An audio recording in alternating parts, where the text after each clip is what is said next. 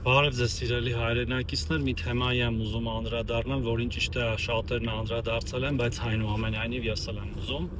Խոսքը երեք համացանցը ցնցած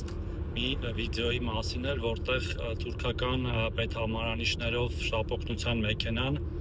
մեր քաղաքացիներն էր տեղափոխել մի հիվանդանոց, Գրիգոր Լուսավորիչ բժշկական կենտրոն,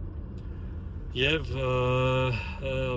որոշ մեր ուռա հայրենասերներ վրդովել էին դրանից, մոռանալով, որ 90-ականներից սկսած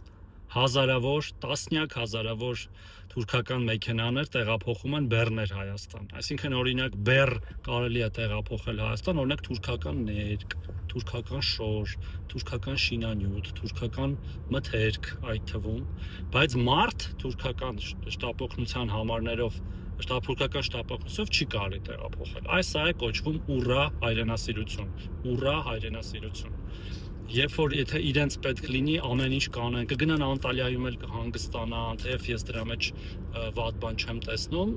բայց կգան կասեն, օ, թուրքական շտապօգնությունով մեքենա է մարդ է տեղափոխվել